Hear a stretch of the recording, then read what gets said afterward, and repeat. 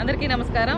ఇప్పుడు మన వీడియో అయితే మన ఆశ్రమంకి అయితే చాలామంది వస్తున్నారు. వాళ్ళు ఎవరు ఏమేంటి తెలియజేద్దాం అనుకున్నాను.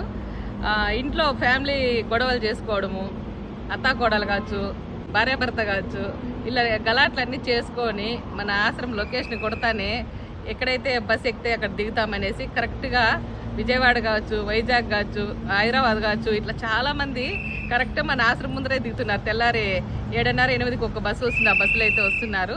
ఎందుకంటే అక్కడ గొడవలు చేసుకోవడం, కరెక్ట్గా ఇక్కడ రావడం ఇలా జరుగుతున్నాయి. ఇలాంటి వాళ్ళ కోసం ఒక వీడియో పెడదాం అనుకున్నాను. ఆశ్రమానికి అయితే అలాంటి వాళ్ళు ఎవరు రావద్దండి దయచేసి. ఎందుకంటే మా టైం వేస్ట్ చేస్తున్నారు మీరంతా వచ్చి, బాగా అర్థం చేసుకోండి. ఎందుకంటే మీ ఫ్యామిలీ ఇష్యూ జరిగినప్పుడు అక్కడుండి ఏదో బంధువులు చుట్టాలతో చేసుకోవాలి, కానీ మా దగ్గరికి వచ్చి పరిష్కారం అవుతున్నాయి కొన్ని.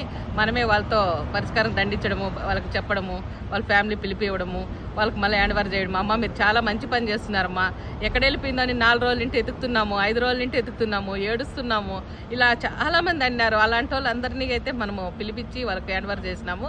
అవైతే మీ ముందుకు తీసుకొని రాలి. ఎందుకంటే ఫ్యామిలీ కదా, మా వీడియోలు వద్దమ్మా అంటే సరేలేని మేము పెట్టలేదు. అలాంటి వాళ్ళు చాలామంది ఈ మధ్య చాలా ఎక్కువైపోతున్నారు. ఇంకా అలాంటి వాళ్ళ కోసం ఒక వీడియో పెడదామని అనుకున్నాను. మీరు రావడం వల్ల మీకు మంచిగా జరుగుతుంది కాదనలేదు.